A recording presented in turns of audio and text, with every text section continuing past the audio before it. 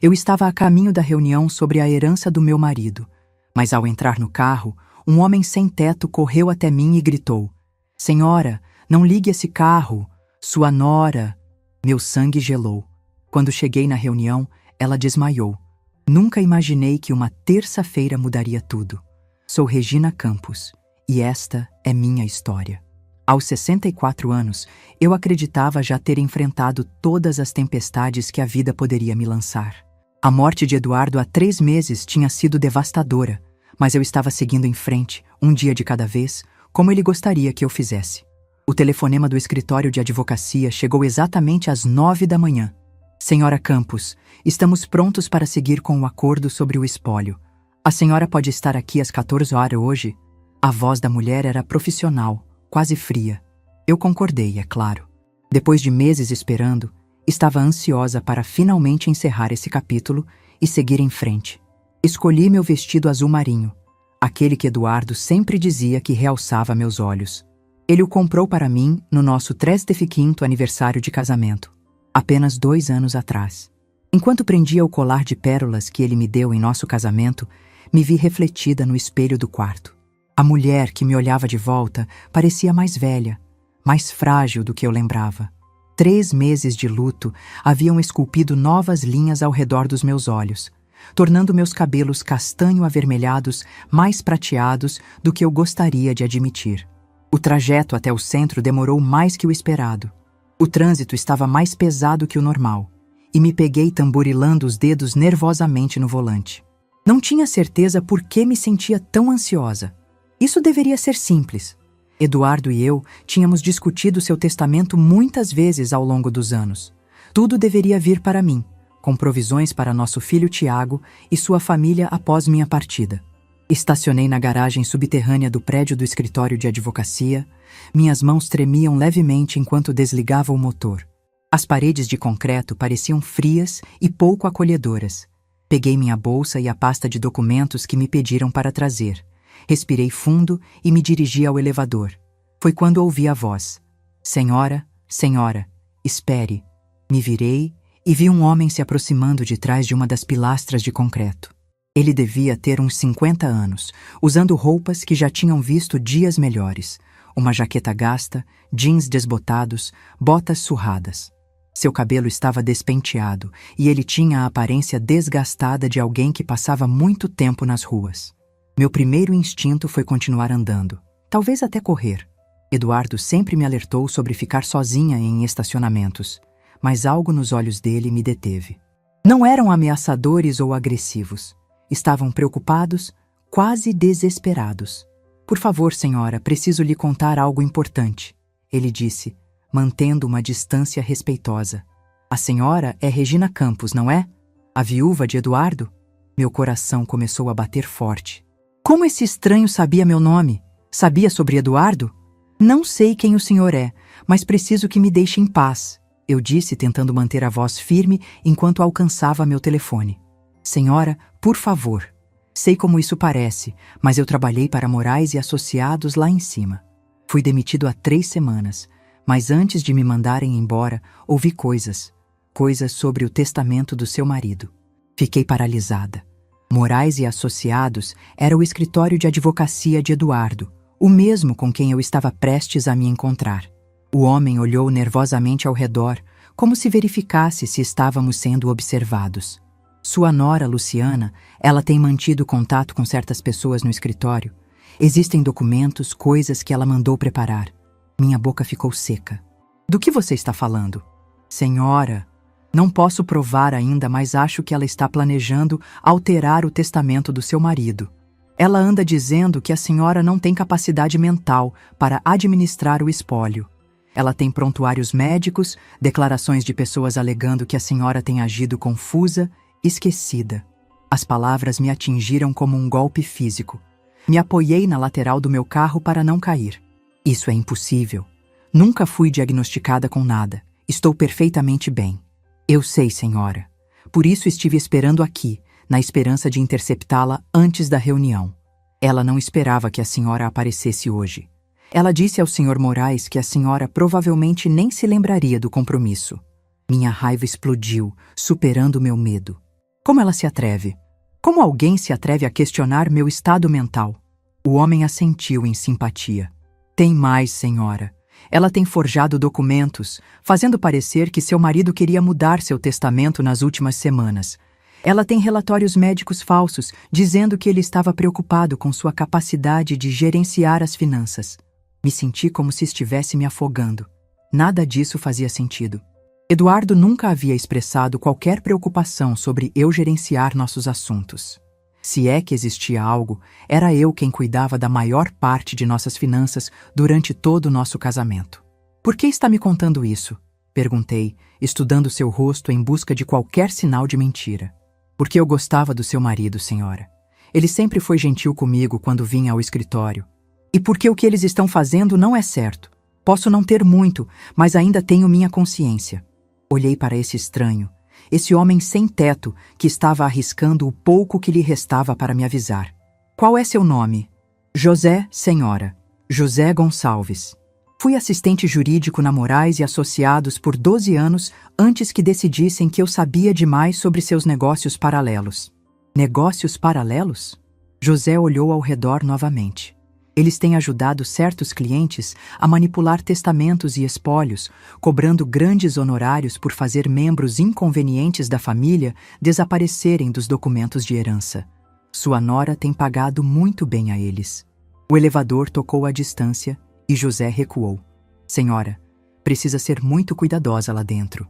Eles estão esperando que a senhora apenas assine os papéis sem lê-los com atenção.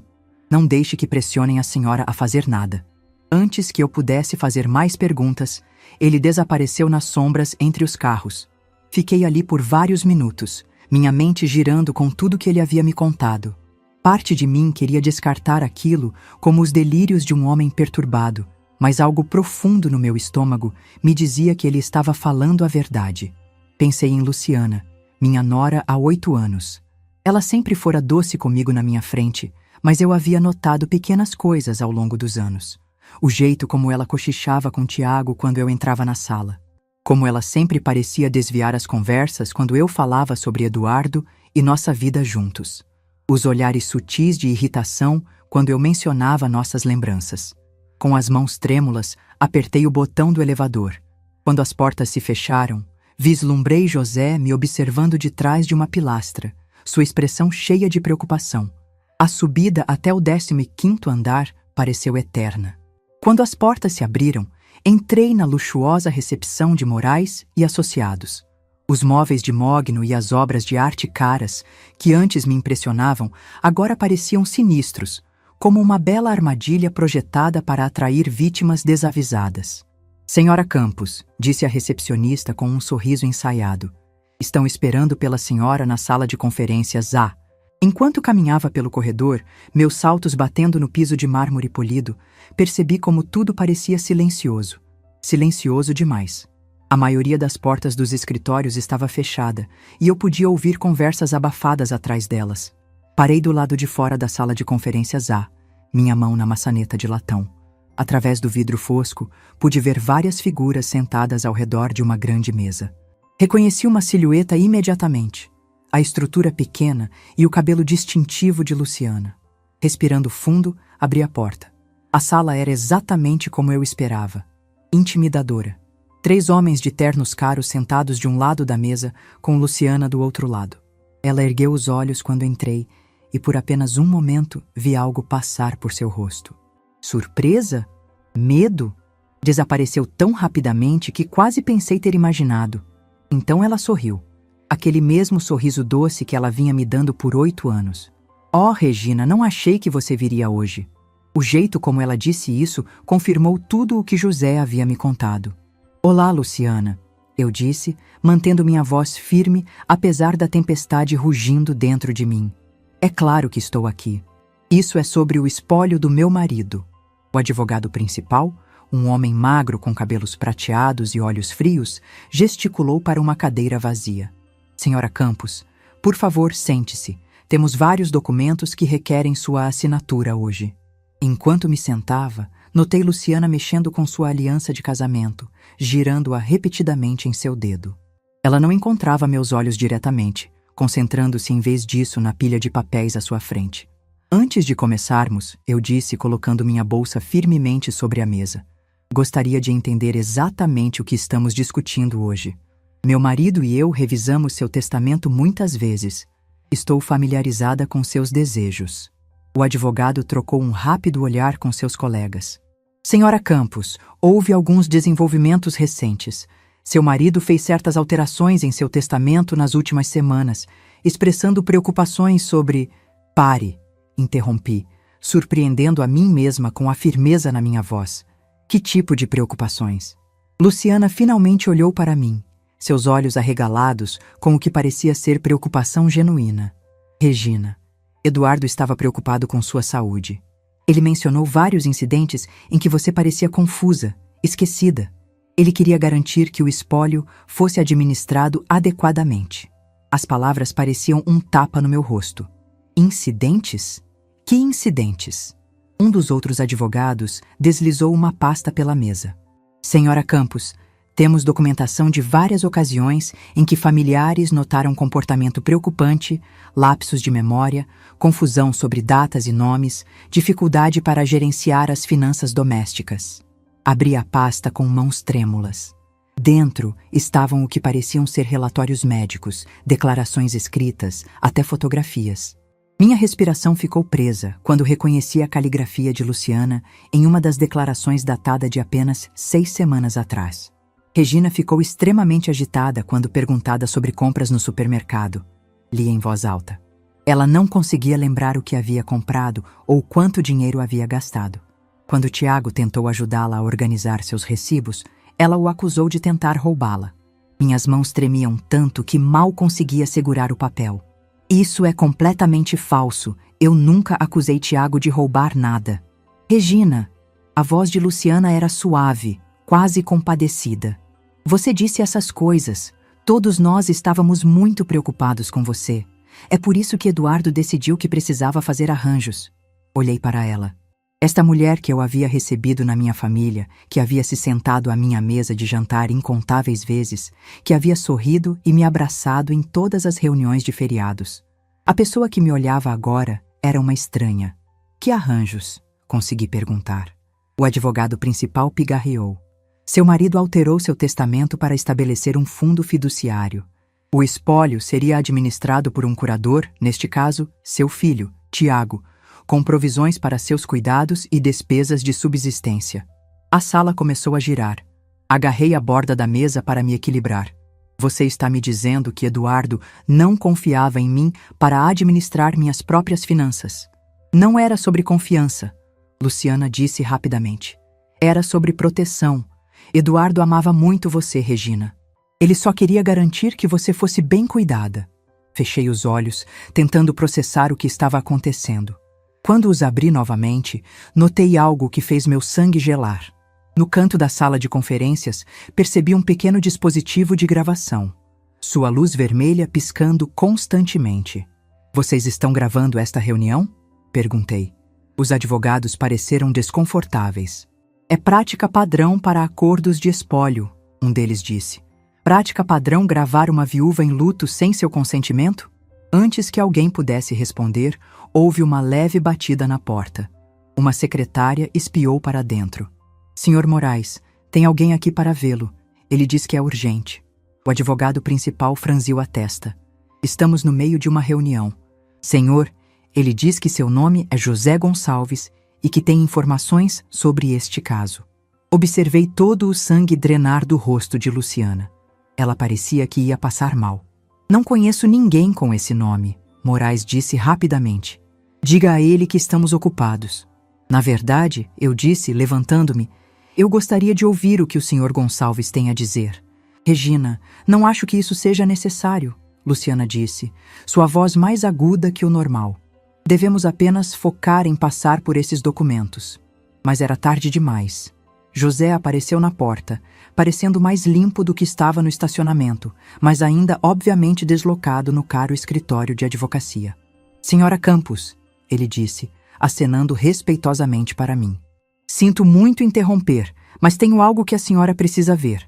Moraes levantou-se abruptamente. Senhor, você está invadindo. Vou chamar a segurança. Vá em frente, José disse calmamente. Mas primeiro, a senhora Campos deve saber que tenho cópias dos documentos originais, os verdadeiros, de antes que fossem alterados. A sala ficou em silêncio mortal. Eu podia ouvir meu próprio coração batendo nos meus ouvidos. José alcançou uma pasta Messenger gasta e puxou uma pasta de Manila. Fiz cópias antes que me demitissem. O testamento original do seu marido datado de 6 meses atrás. E os relatórios médicos reais do médico dele, não os falsos que eles criaram. Luciana, de repente, se levantou, cambaleando levemente. Eu não me sinto bem, ela murmurou. Sente-se, Luciana, eu disse. Minha voz mais dura do que jamais havia sido. Você vai querer ouvir isso. José abriu a pasta e retirou vários documentos. Senhora Campos, seu marido nunca alterou seu testamento. Essas pessoas, ele gesticulou para os advogados, têm trabalhado com sua nora para criar documentos falsos. Eles forjaram a assinatura do seu marido e fabricaram relatórios médicos para fazer parecer que ele questionava sua capacidade mental. Isso é absurdo, Moraes protestou. Este homem está claramente perturbado. Temos testemunhas das preocupações do Sr. Campos sobre a condição de sua esposa. Você quer dizer as testemunhas que seu escritório pagou? José perguntou calmamente. Tenho os recibos desses pagamentos também.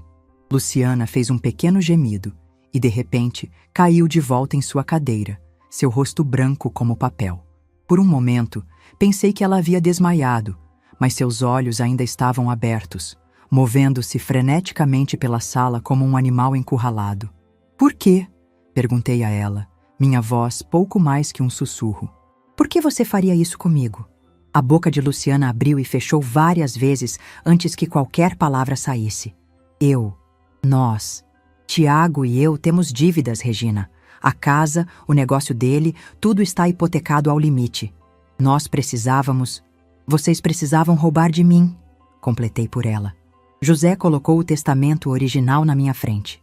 Senhora Campos, este é o testamento real do seu marido. Assinado e testemunhado adequadamente. Tudo o que ele possuía vai para a senhora, exatamente como a senhora acreditava. Olhei para a assinatura familiar de Eduardo, aquela que eu o tinha visto escrever milhares de vezes durante nossos 42 anos de casamento. Vê-la ali, real e inalterada, trouxe lágrimas aos meus olhos. Há quanto tempo você está planejando isso? Perguntei a Luciana. Ela estava chorando agora, rímel escorrendo por suas bochechas. Não era para machucar você. Íamos garantir que você estivesse confortável. O fundo fiduciário teria fornecido tudo o que você precisasse. Enquanto vocês controlassem cada centavo, eu disse. Moraes estava freneticamente embaralhando papéis, provavelmente tentando esconder evidências.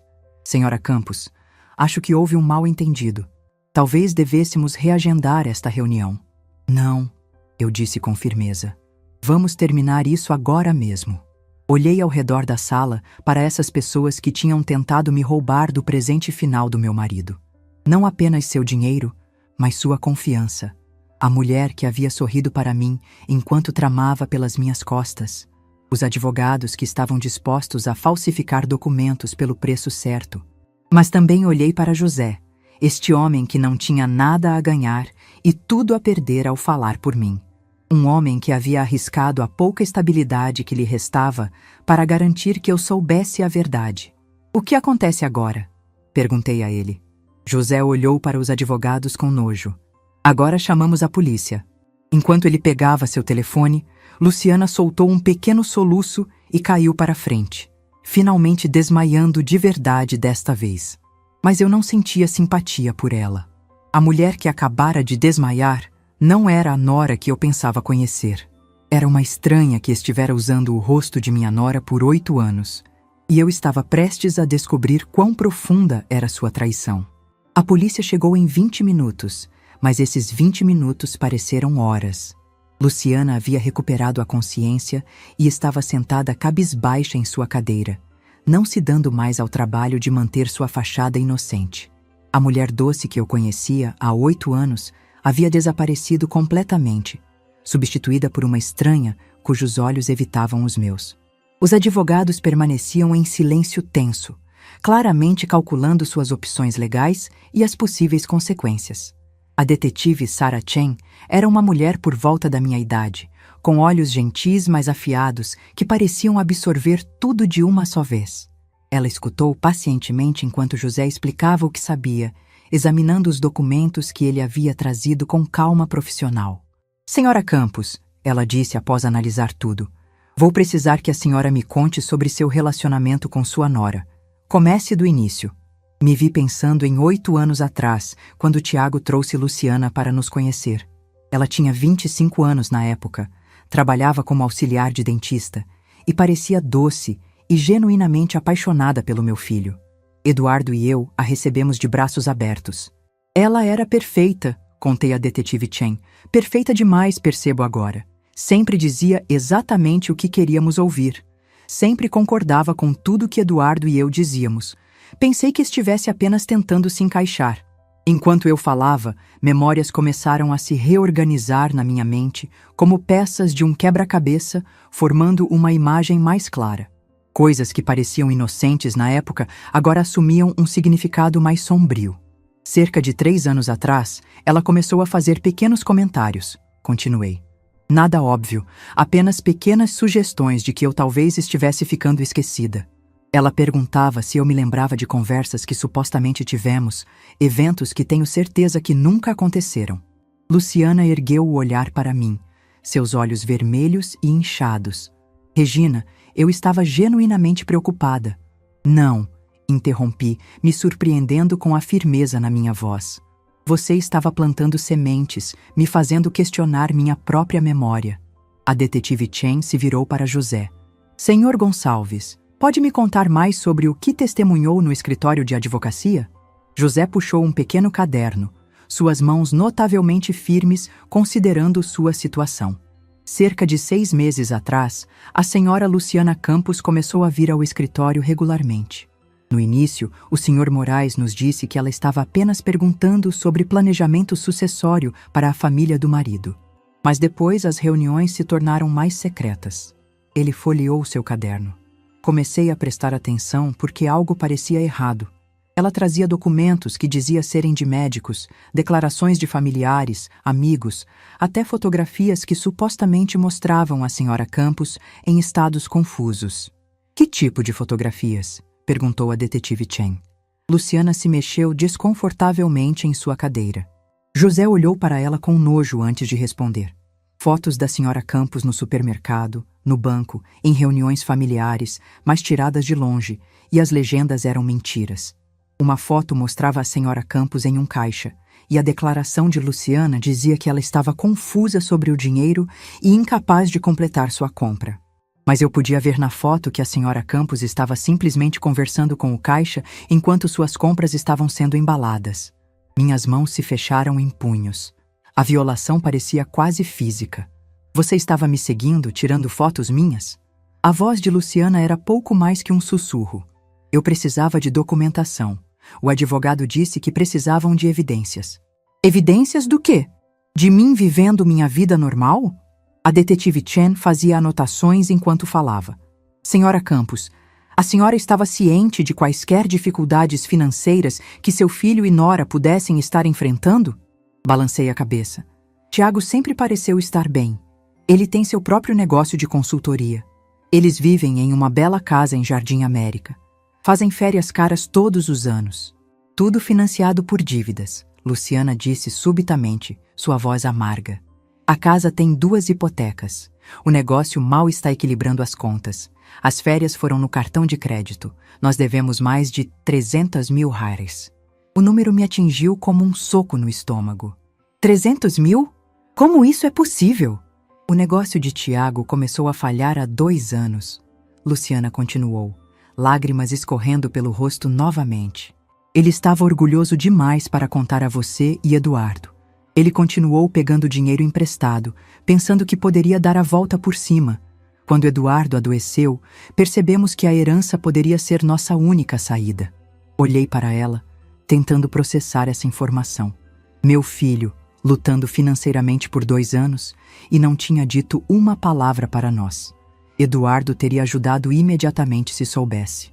Então, Em vez de pedir ajuda, você decidiu roubar de mim, eu disse. Não era roubo, Luciana protestou fracamente. Você seria cuidada. O fundo fiduciário cobriria todas as suas despesas. José bufou. Um fundo que pagaria à senhora 40.000 calares por ano, enquanto o resto do espólio seria usado para cobrir as dívidas deles. Vi os cálculos, senhora Campos. Eles planejavam usar o dinheiro do seu marido para pagar seus cartões de crédito e hipotecas, mantendo a senhora com o que seria praticamente uma mesada. A traição cortava mais fundo do que eu poderia ter imaginado. Isso não era apenas sobre dinheiro. Era sobre meu filho e sua esposa planejando sistematicamente controlar todos os aspectos da minha vida. Tiago sabe disso? Perguntei a Luciana. Ele faz parte disso? Ela hesitou. E essa hesitação me disse tudo o que eu precisava saber. Ele sabe sobre as dívidas, ela disse finalmente. E sabe que estávamos esperando que a herança resolvesse nossos problemas. Mas não sabe sobre os documentos falsos ou as mentiras sobre seu estado mental. Ele acha que Eduardo realmente mudou o testamento porque estava preocupado com você. A detetive Chen levantou os olhos de suas anotações. Então, seu marido acredita que seu pai genuinamente pensava que sua mãe estava se tornando incompetente? Luciana assentiu miseravelmente. Eu tenho contado histórias para ele há meses, pequenos incidentes que supostamente aconteceram quando ele não estava por perto. Fiz com que ele acreditasse que Eduardo estava preocupado com sua memória, suas habilidades de tomada de decisão. A sala parecia estar girando. Não apenas Luciana estava mentindo para mim, ela estava envenenando meu relacionamento com meu próprio filho, fazendo-o acreditar que seu pai havia perdido a fé em mim. Que incidentes? Exigi. Luciana parecia querer desaparecer em sua cadeira. Eu disse a ele que você esqueceu de desligar o fogão e quase começou um incêndio. Que você se perdeu dirigindo até o supermercado. Que você acusou o carteiro de roubar de você. Que você escondia dinheiro pela casa e depois esquecia onde colocou.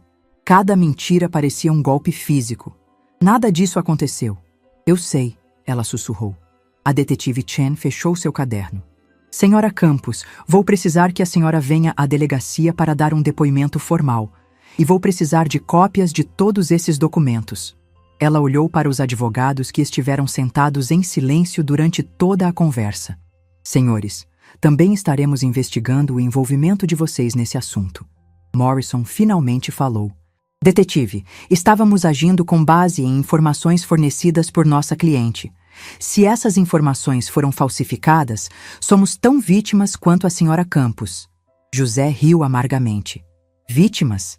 Vocês cobraram 50.000 Halleys para forjar documentos e fabricar evidências. Tenho cópias das faturas de vocês. O rosto do advogado principal ficou branco. Isso não é... Nós não... Guarde isso, a detetive Chen disse. Vocês podem explicar tudo na delegacia. Enquanto a polícia começava a coletar evidências e tomar depoimentos, me peguei olhando para Luciana mais uma vez. Essa mulher que havia compartilhado feriados conosco, que havia me abraçado e me chamado de mãe, que havia sentado ao lado da cama de hospital de Eduardo durante seus últimos dias. Algo disso foi real? Perguntei a ela. Os últimos 8 anos, os jantares em família, as conversas que tivemos, algo disso foi real? Luciana olhou para mim com lágrimas genuínas nos olhos. No início, sim. Quando conheci Tiago, quando nos casamos, eu realmente me importava com você e Eduardo.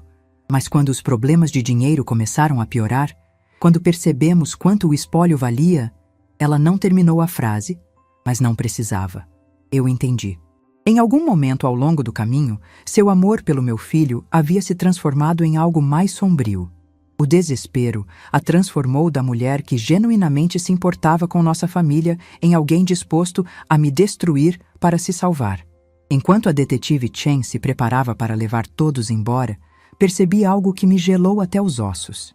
Se José não tivesse me alertado, se ele não tivesse arriscado tudo para me contar a verdade, eu teria entrado nesta reunião completamente despreparada.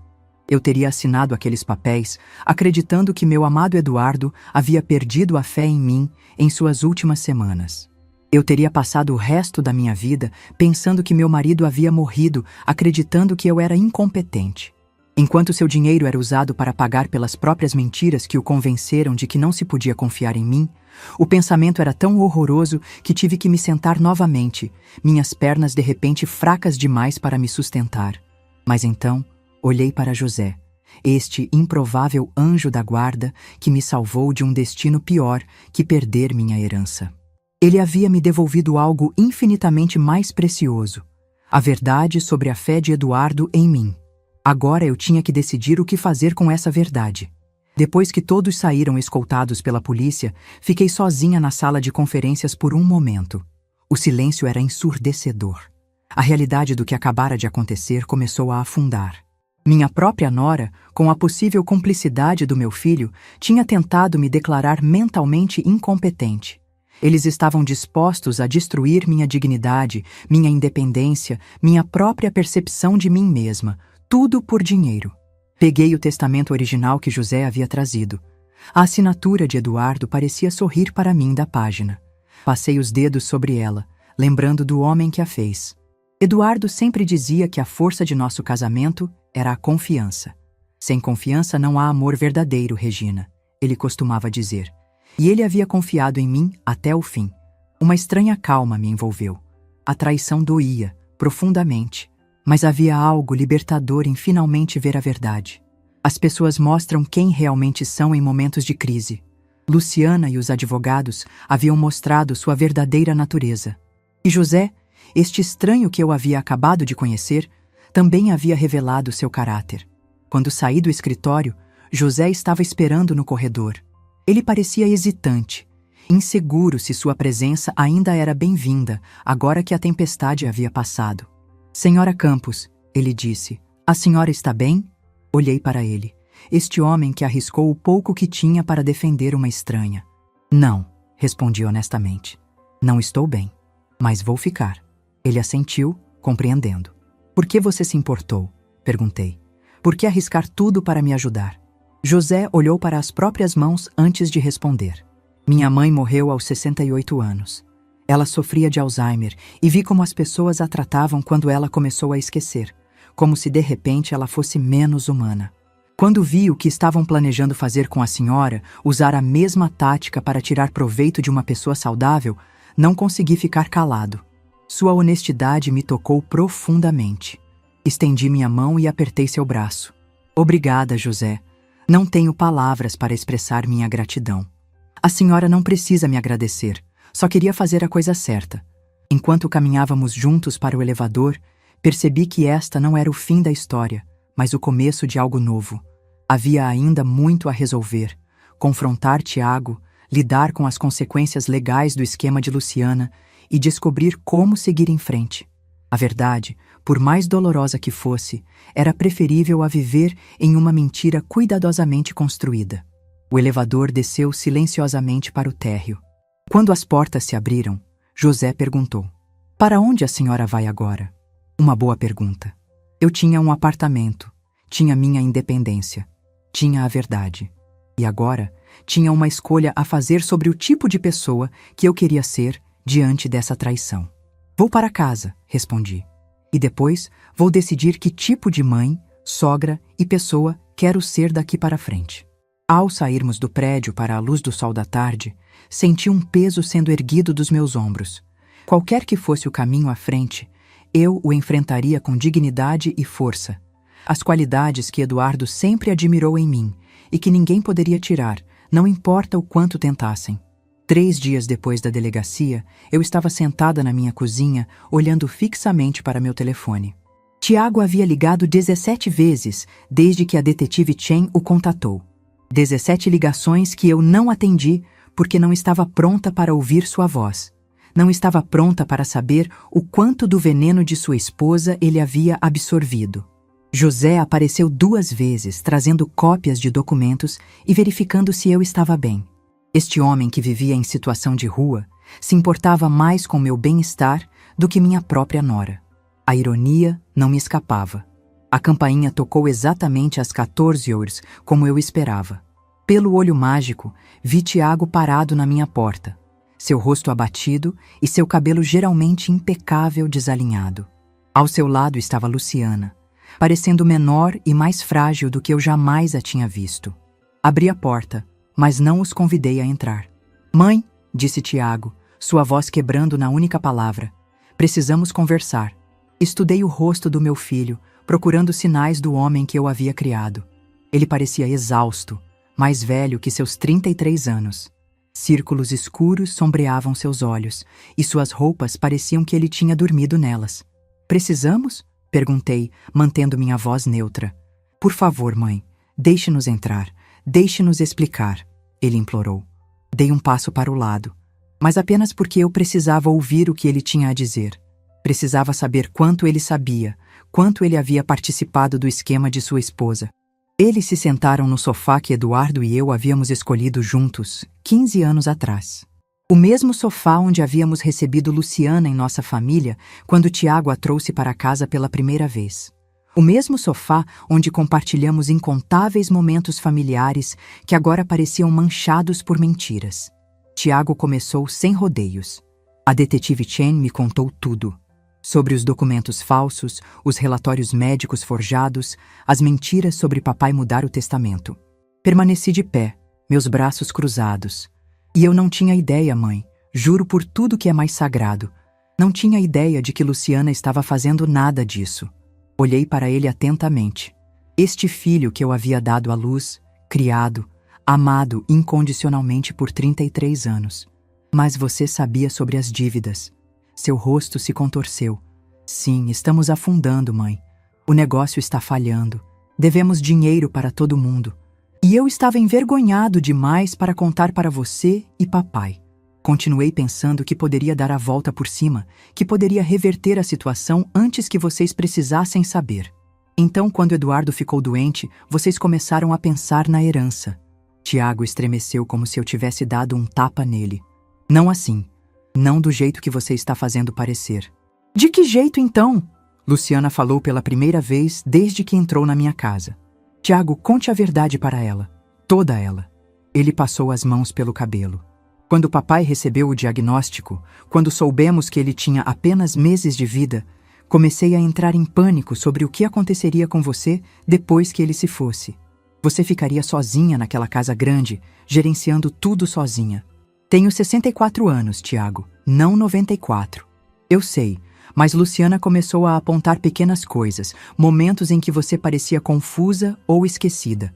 Ela disse que papai havia mencionado estar preocupado com você. Senti minha raiva aumentar. Que pequenas coisas! Tiago pareceu desconfortável. Como quando você esqueceu nossos planos de jantar no último Natal, ou quando você não conseguia lembrar o nome do cachorro novo do vizinho, ou quando você colocou o leite na despensa em vez da geladeira. Olhei para ele incrédula. Tiago, você cancelou o jantar de última hora porque Luciana ficou doente. O cachorro do vizinho se chama Caramelo, e eu sabia disso perfeitamente bem. E colocar o leite na despensa uma vez depois de trabalhar no jardim por 3 horas não me torna senil. A confusão no rosto dele era genuína. Ele olhou de mim para Luciana e de volta para mim. Mas Luciana disse... Luciana mentiu, eu disse categoricamente. Sobretudo, Luciana estava chorando novamente. Lágrimas silenciosas escorrendo pelo rosto. Eu distorci as coisas. Ela sussurrou. Peguei momentos normais do dia a dia e os fiz parecer sintomas de demência. Fiz você ver problemas que não existiam. Tiago parecia alguém que tivesse acabado de perder o chão sob os pés. Por que você faria isso? Porque eu estava desesperada, disse Luciana. Porque estávamos perdendo tudo. E pensei que, se você acreditasse que sua mãe precisava de ajuda para administrar o espólio, talvez você estivesse mais disposto a deixar a gente cuidar das coisas por ela. Cuidar das coisas? Eu repeti. Você quer dizer roubar de mim? Não. Luciana protestou fracamente. Teríamos cuidado de você. Teriam me mantido sob seu controle, eu disse. 40. 000 por ano enquanto vocês usavam o dinheiro de Eduardo para pagar seus cartões de crédito e hipotecas. A cabeça de Tiago se ergueu rapidamente. Do que você está falando? Pergunte à sua esposa sobre o fundo fiduciário que ela pediu aos advogados para preparar. Pergunte a ela quanto do espólio seria usado para pagar suas dívidas enquanto eu vivia com uma mesada. Observei enquanto o entendimento surgia no rosto de Tiago. O horror. A percepção de quão completamente ele havia sido manipulado por sua própria esposa. Luciana, ele disse, sua voz mal audível. Diga que ela está errada. Luciana não conseguia encontrar os olhos dele. O advogado disse que era a melhor maneira de proteger os interesses de todos. Os interesses de todos. Tiago explodiu, levantando-se do sofá. Você estava planejando roubar a herança da minha mãe. Estávamos afundando, Luciana gritou de volta, sua compostura finalmente quebrando completamente. Seu negócio estava falhando. Devíamos dinheiro para todo mundo e você era orgulhoso demais para pedir ajuda. Eu estava tentando nos salvar destruindo minha mãe. A dor crua na voz de Tiago cortou através da minha raiva. Eu podia vê-lo percebendo não apenas o que Luciana havia feito, mas como ela havia usado seu amor por mim contra nós dois. Como ela o havia tornado cúmplice em duvidar de sua própria mãe enquanto acreditava que estava me protegendo. Tiago, eu disse suavemente. Sente-se. Ele afundou de volta no sofá, parecendo um homem que acabara de descobrir que toda sua vida era construída sobre mentiras. Quero que vocês entendam uma coisa, continuei. Seu pai nunca duvidou de mim. Nem uma vez, nem nunca. O testamento dele nunca foi alterado. Ele nunca questionou minha capacidade de administrar nossos assuntos. O homem que você conhecia, o pai que o criou, aquele homem confiava em mim completamente até o dia em que morreu. Tiago se desfez então, soluçando como fazia quando era menino. Sinto muito, mãe. Sinto muito. Acreditei nela. Deveria ter conhecido você melhor. Deveria mesmo, concordei. Mas ela era muito boa no que fazia. Olhei para Luciana, que estava encarando suas mãos em seu colo. Há quanto tempo você vem planejando isso?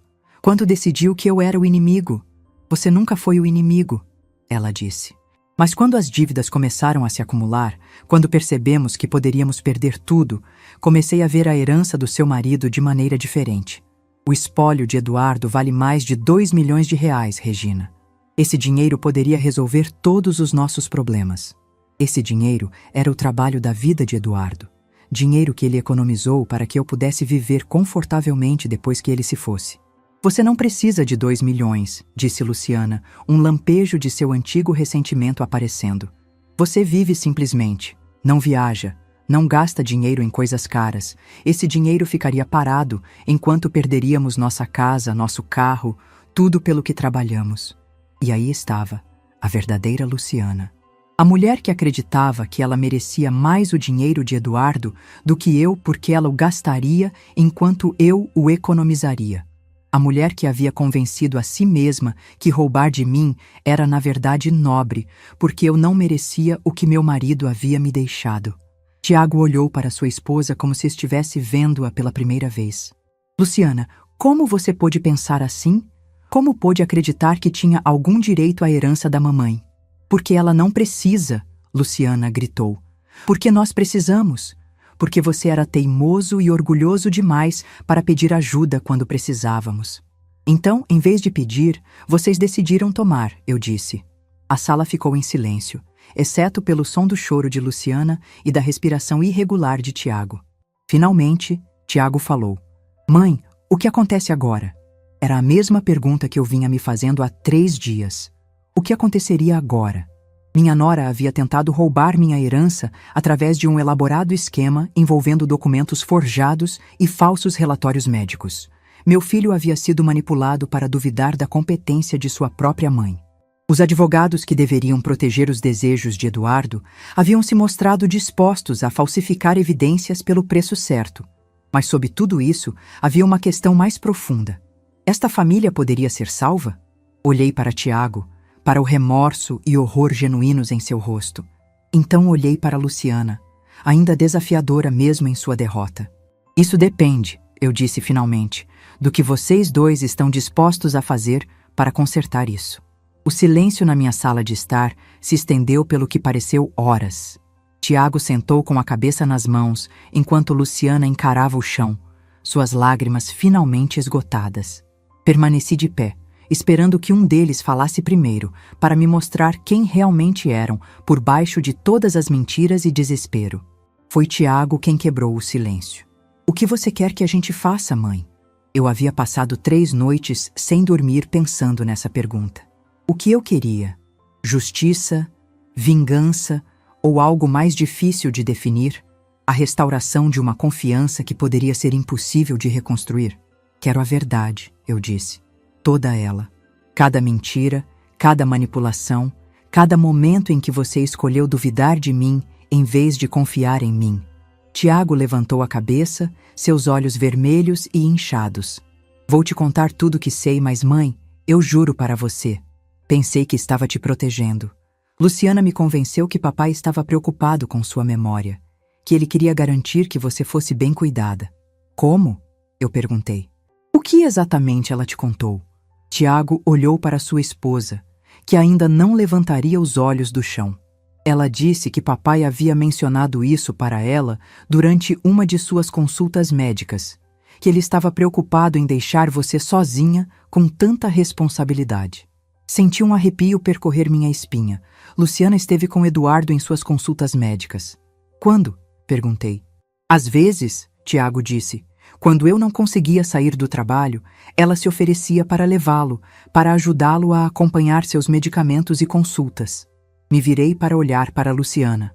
Você usou a doença do meu marido como uma oportunidade para manipular meu filho.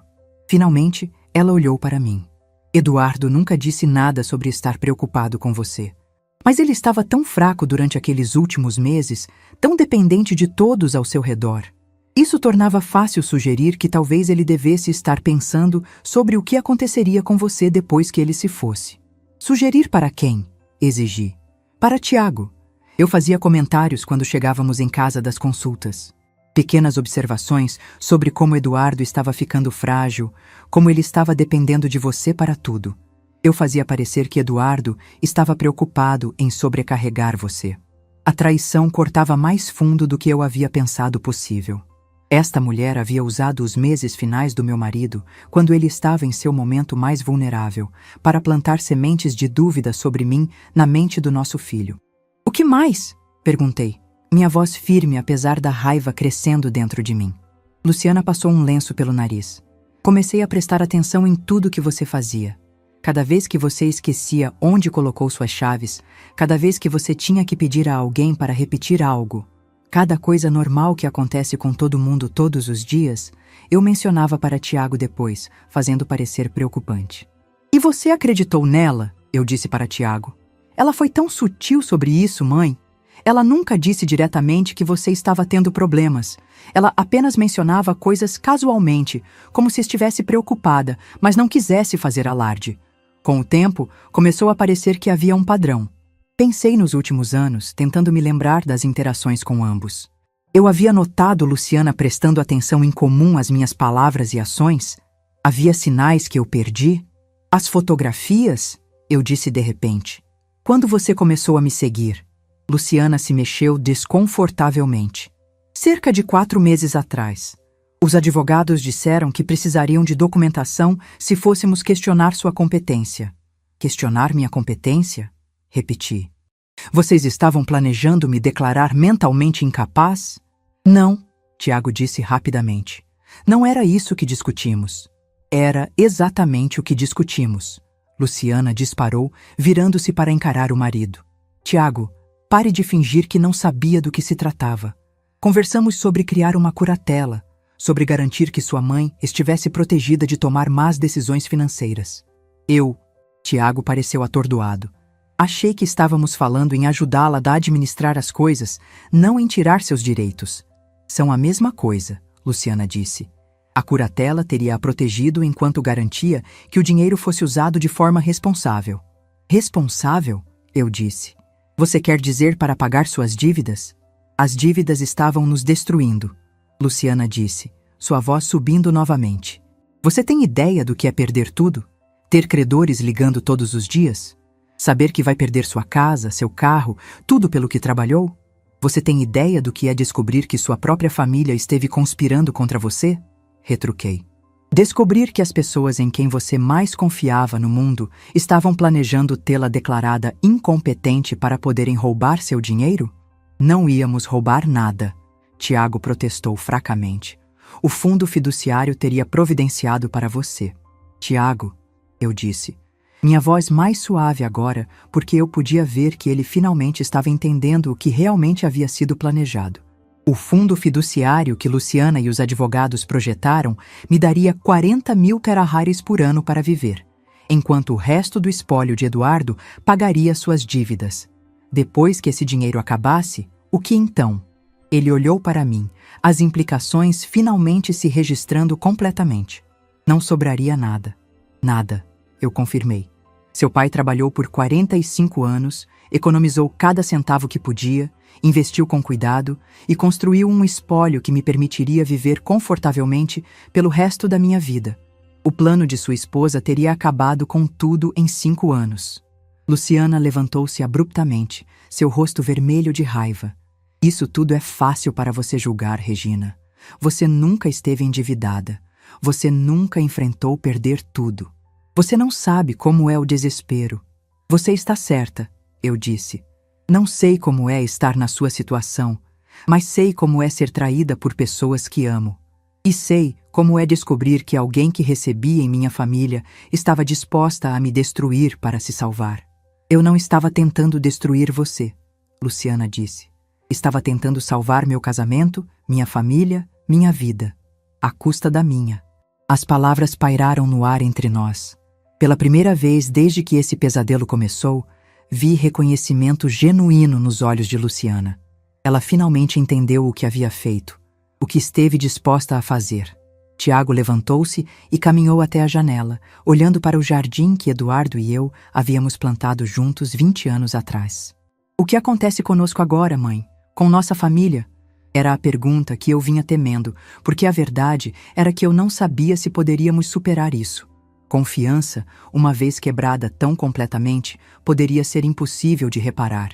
Isso depende, eu disse, do que vocês estão dispostos a fazer para consertar isso.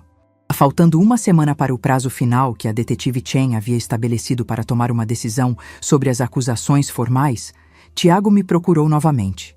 Desta vez, ele veio sozinho. Era um domingo à tarde, o céu nublado ameaçando chuva, um reflexo perfeito do meu estado de espírito.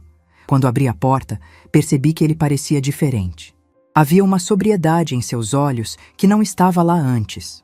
Uma gravidade que me lembrou de Eduardo em seus momentos mais sérios. Ele trazia uma pasta na mão e estava vestido formalmente, como se fosse para uma entrevista de emprego. "Posso entrar, mãe?" ele perguntou. Sem o drama emocional da última vez, apenas uma pergunta simples que aguardava uma resposta simples. Fiz um gesto para que entrasse e ofereci café. Enquanto preparava a bebida na cozinha, observei-o pela porta. Ele andava pelo apartamento lentamente, olhando as fotos que eu havia colocado nas paredes, muitas delas de nossa família nos tempos felizes, antes que mentiras e traições complicassem tudo. "É um lugar bonito", ele disse quando voltei com o café. "Nunca imaginei que você teria seu próprio apartamento." Há muitas coisas sobre mim que você não sabe, Tiago", respondi, colocando as xícaras na mesa. "Não sou apenas sua mãe, sou uma pessoa completa, com meus próprios planos e desejos." Ele assentiu, um rubor de vergonha colorindo suas bochechas.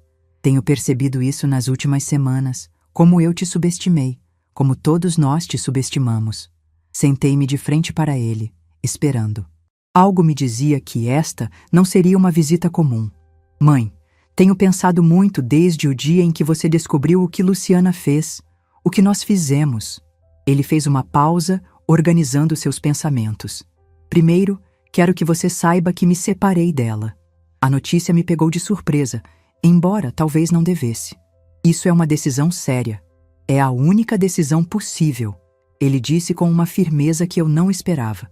"Não posso continuar casado com alguém que estava disposta a fazer o que ela fez. Cada vez que olho para ela, vejo como ela manipulou todos nós, como estava pronta para destruir você para salvar a si mesma." Permaneci em silêncio, deixando-o continuar. "Mas não vim aqui para falar sobre Luciana. Vim falar sobre mim, sobre minhas responsabilidades." Ele empurrou a pasta que trouxera sobre a mesa. "Isso é uma confissão completa. Tudo o que sei sobre o esquema, tudo o que eu deveria ter percebido, mas ignorei cada sinal de alerta que deixei passar. Entreguei uma cópia à detetive Chen esta manhã. Abri a pasta, folheando as páginas de seu depoimento detalhado. Não era apenas uma declaração, mas uma análise profunda de como ele havia se tornado cúmplice na manipulação. Como sua preocupação com as dívidas, seu medo do fracasso e seu orgulho o haviam tornado vulnerável às mentiras de Luciana. "Por que você está me mostrando isso?", perguntei. "Porque quero que você saiba que estou assumindo total responsabilidade pelos meus atos", respondeu ele, os olhos fixos nos meus. "Não sou mais o menino que pode se esconder atrás das desculpas de eu não sabia. Como adulto, eu deveria ter questionado, deveria ter investigado, deveria ter confiado na minha mãe em vez de em mentiras convenientes." Suas palavras me tocaram, mas ainda havia uma distância entre nós, construída por semanas de traição descoberta e anos de pequenas decepções. "E quanto às dívidas?", perguntei, indo direto ao problema prático.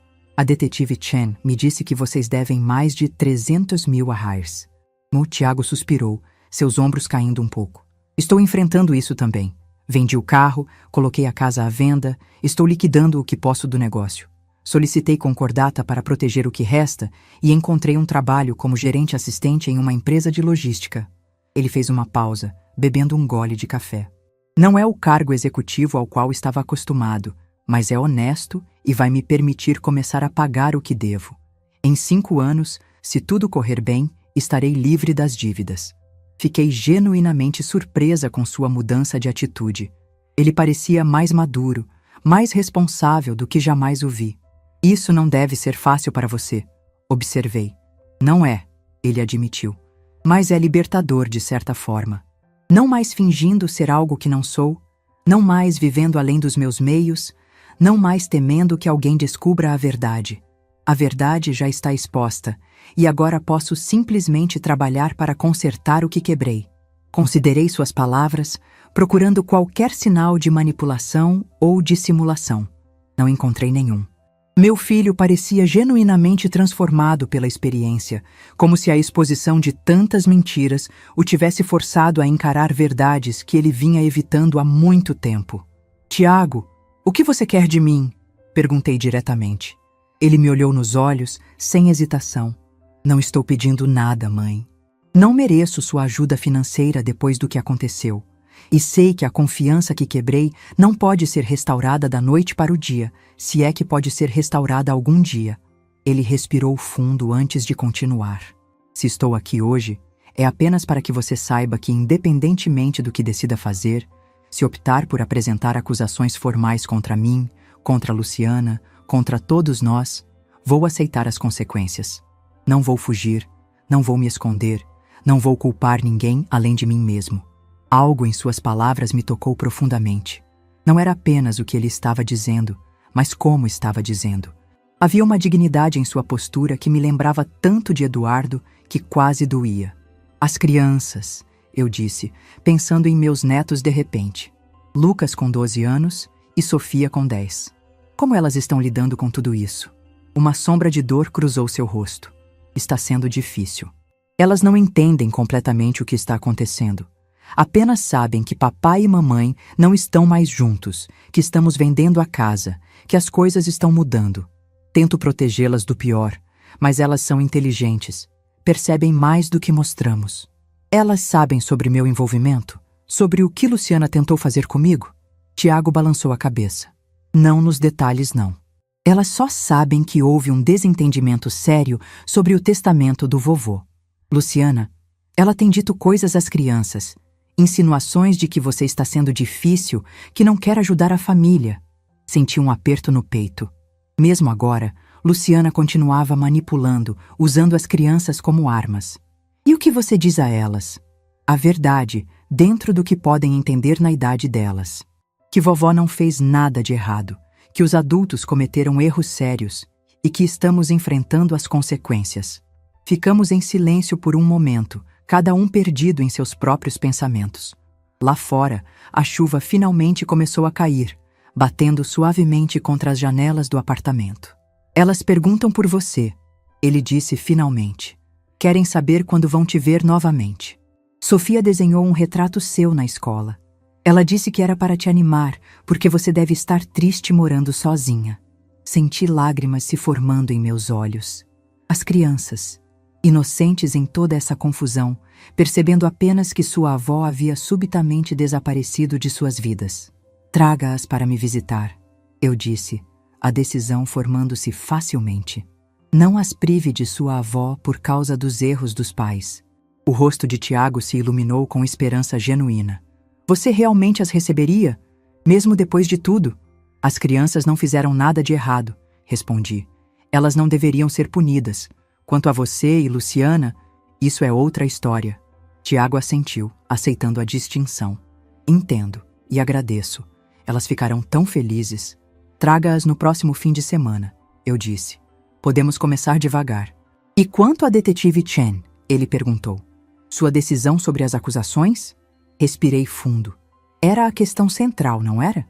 O que eu faria sobre as acusações criminais pendentes? José tinha provas suficientes para incriminar todos eles. Luciana, os advogados, possivelmente até Tiago como cúmplice. A detetive Chen havia me dito que a decisão era minha. Se eu quisesse levar o caso adiante, eles seriam processados. Se eu escolhesse não fazê-lo, provavelmente o caso seria arquivado, embora os advogados ainda pudessem enfrentar acusações da Ordem dos Advogados por suas ações antiéticas. Ainda não decidi, respondi honestamente. Preciso pensar sobre isso, sobre o que seria justo, sobre o que traria paz. Qualquer que seja a sua decisão, vou respeitá-la, disse Tiago. Só espero que você saiba o quanto sinto muito por tudo isso. Por não ter sido o filho que deveria ter sido. Por ter permitido que isso acontecesse. Ele parecia tão jovem naquele momento, tão vulnerável. Por que você nunca me contou sobre os problemas financeiros? Perguntei. Eduardo e eu teríamos ajudado em um instante. Tiago olhou para suas mãos. Orgulho, principalmente. Queria provar que podia ser bem-sucedido por conta própria, que podia construir algo sem a ajuda de vocês. E depois, quando as coisas começaram a desmoronar, bem, a vergonha se tornou ainda maior. Como poderia admitir para vocês que havia falhado tão completamente? Mas tentar me declarar mentalmente incapaz, isso vai muito além do orgulho ou da vergonha, Tiago. Nunca foi essa minha intenção, ele disse, a angústia evidente em sua voz. Quando Luciana começou a falar sobre proteger seus interesses, eu realmente acreditei que estávamos fazendo o melhor para você. Ela distorceu tudo tão habilmente, transformando nossa ganância em preocupação, nossa manipulação em proteção. Ele fez uma pausa, visivelmente lutando com suas emoções. Mas isso não me absolve. Eu deveria ter visto através das mentiras. Deveria ter questionado por que precisávamos de tantos documentos falsos se nossas intenções eram puras. Deveria ter percebido que algo estava profundamente errado quando ela começou a tirar fotos suas sem seu conhecimento. Sua honestidade era refrescante, mas ainda havia um longo caminho a percorrer para a reconstrução de nossa relação. Quando ele se preparava para sair, pegou algo do bolso. Era uma foto antiga, amarelada pelo tempo. Nela, Eduardo segurava um Tiago de 5 anos nos ombros, ambos sorrindo amplamente para a câmera. Eu estava ao lado deles, uma mão no braço de Eduardo, olhando para os dois com óbvio amor. Encontrei isso enquanto arrumava minhas coisas para mudar, Tiago disse, entregando-me a foto. Pensei que você poderia querer ter. Peguei a fotografia, sentindo a textura do papel antigo sob meus dedos. Éramos tão jovens, tão felizes, tão inocentes quanto ao futuro que nos aguardava. Obrigada, eu disse, realmente grata por este pequeno pedaço do passado. Depois que Tiago saiu, fiquei olhando para a foto por muito tempo. Eduardo parecia tão vivo nela, tão presente. O que ele teria feito nesta situação? Como ele teria lidado com a traição do filho, com a manipulação da nora? Eu sabia a resposta. Eduardo sempre priorizou a integridade, mas também a compaixão. Ele acreditava que as pessoas podiam mudar, que podiam aprender com seus erros e se tornar melhores. Mas ele nunca foi ingênuo. Confiança, uma vez quebrada, precisava ser reconquistada através de ações consistentes ao longo do tempo. Peguei meu telefone e disquei o número da detetive Chen. Era hora de tomar uma decisão sobre como seguir em frente. Não apenas para punir os culpados, mas para permitir que a cura começasse. Enquanto esperava ela atender, olhei novamente para a fotografia em minha mão. A família que fomos, a família que poderíamos ser novamente de alguma forma, se não igual, talvez algo novo, algo mais forte por ter sido quebrado e remendado. Como aquela antiga arte japonesa de consertar cerâmica quebrada com ouro, kintsugi, tornando o objeto mais bonito por ter sido rompido. Quando a detetive Chen atendeu, eu sabia exatamente o que queria dizer. Minha decisão estava tomada, não por vingança ou por fraqueza, mas por um desejo de justiça que deixasse espaço para a redenção. Detetive Chen, eu disse, minha voz firme. Decidi como quero proceder com este caso. Do outro lado da linha, ela esperou pacientemente enquanto eu explicava minha decisão. Uma decisão que, esperava, honraria a memória de Eduardo enquanto abriria caminho para um futuro onde a confiança poderia talvez ser reconstruída. 1 ano se passou desde aquele dia. 1 ano de transformações, descobertas e reconstruções que jamais poderia ter imaginado. Minha decisão sobre as acusações surpreendeu a todos. Optei por um caminho que não era nem perdão incondicional, nem vingança implacável. Com a orientação da detetive Chen e a assessoria do Dr. Henrique, um advogado experiente que José me apresentou, formulamos um acordo. Os advogados de Moraes e Associados enfrentariam todas as consequências legais de suas ações. Não haveria clemência para profissionais que traíram seu juramento ético por dinheiro. José testemunhou contra eles, e sua evidência meticulosa levou a condenações que sacudiram a comunidade jurídica. Morrison recebeu 5 anos de prisão e perdeu sua licença para advogar.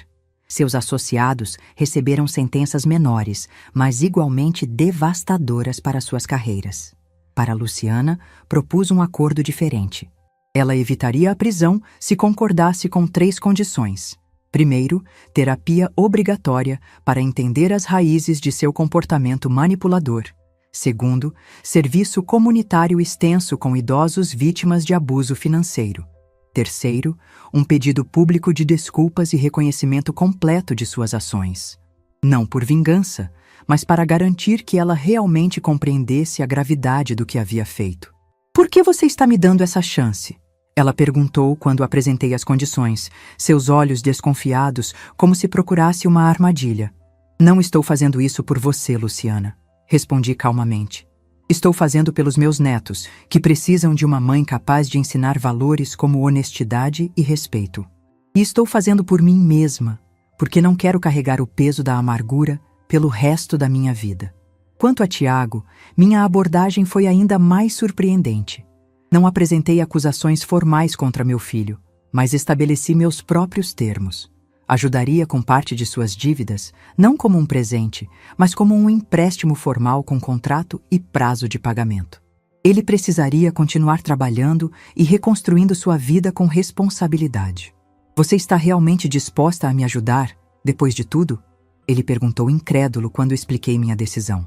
"Estou disposta a te dar a chance de provar que pode ser o homem que seu pai sempre acreditou que você seria", respondi. "Mas confiança, uma vez quebrada, precisa ser reconquistada. Isso levará tempo e consistência." Tiago concordou com meus termos sem hesitação. O alívio em seu rosto era evidente, não apenas pela ajuda financeira, mas pela oportunidade de redenção. Os meses seguintes foram uma dança cuidadosa de limites e reconstrução.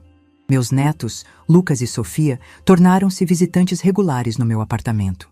No início, havia um desconforto palpável, resultado das mentiras que Luciana havia contado a eles, mas gradualmente a verdade substituiu as distorções.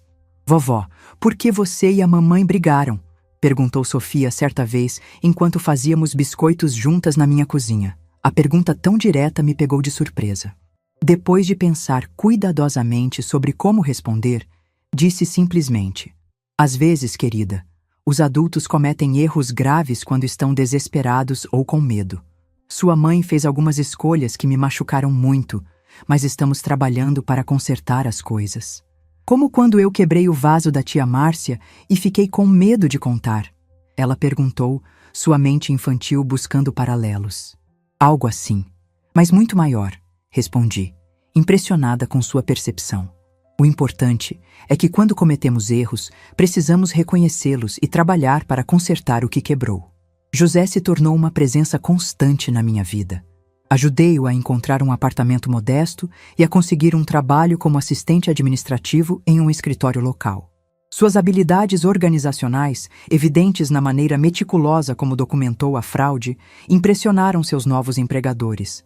Almoçávamos juntos regularmente, uma amizade improvável nascida das circunstâncias mais estranhas.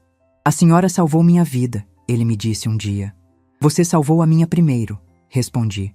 Luciana surpreendeu a todos com sua dedicação ao processo terapêutico. Seu terapeuta me contatou, com sua permissão, para explicar que ela estava confrontando traumas profundos de abandono na infância que haviam moldado seu comportamento manipulador e sua obsessão por segurança financeira. Não era uma desculpa, mas oferecia contexto. Em nosso primeiro encontro supervisionado, 6 meses após o incidente, ela parecia uma pessoa diferente, mais contida, mais consciente. "Nunca vou poder desfazer o que fiz", ela disse, olhando diretamente para mim pela primeira vez sem subterfúgios. "Mas estou tentando entender por que fiz o que fiz para nunca mais repetir esse comportamento." Não foi fácil e nem sempre linear. Houve recaídas, momentos de tensão, dias em que a desconfiança ressurgia com toda a força. Mas lentamente, com o tempo e esforço de todos os envolvidos, uma nova dinâmica começou a se formar. Tiago manteve sua promessa, trabalhando diligentemente e fazendo pagamentos regulares do empréstimo. Quando recebi o primeiro depósito, senti um misto de orgulho e esperança. Talvez ele realmente estivesse mudando. O mais surpreendente foi minha própria transformação. Aos 65 anos, descobri uma independência que nunca havia conhecido. Comecei a tomar decisões baseadas no que eu queria, não apenas no que era esperado de mim como mãe ou avó. Viajei, fiz novos amigos, ingressei em um grupo de apoio para mulheres que haviam enfrentado abusos financeiros por familiares. Numa tarde de outono, encontrei-me no cemitério, sentada ao lado do túmulo de Eduardo. O vento soprava suavemente, carregando folhas douradas que dançavam ao redor da lápide.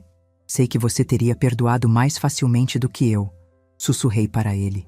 "Você sempre teve um coração mais generoso. Mas espero que entenda que estou tentando encontrar um caminho que honre sua memória, sem me diminuir." Foi como se pudesse sentir sua resposta no vento, uma aprovação silenciosa das escolhas que fiz. Não por fraqueza ou vingança, mas por justiça temperada com misericórdia. Hoje, em meu apartamento aconchegante, cercada por fotos de uma família que está lentamente se curando, reflito sobre a jornada do último ano. A traição ainda dói quando penso nela, mas já não domina meus dias. Aprendi que perdoar não significa esquecer ou permitir novos abusos. Significa liberar o veneno da amargura que só prejudica a quem o carrega. José virá para o jantar mais tarde, junto com Dona Márcia. Tiago trará as crianças amanhã para o fim de semana. Luciana e eu ainda temos um longo caminho pela frente, mas há pequenos momentos de conexão genuína emergindo entre o desconforto. A vida que construí das cinzas da traição não é a que imaginei, mas tem sua própria beleza. Como Eduardo sempre dizia, citando seu poeta favorito, "Tudo vale a pena quando a alma não é pequena." E minha alma, depois de tudo isso, se expandiu de maneiras que nunca imaginei possível. Se essa história tocou seu coração, deixe seu like, se inscreva no canal e comente aqui embaixo. No meu lugar, o que você faria? Sua mensagem pode iluminar o dia de alguém.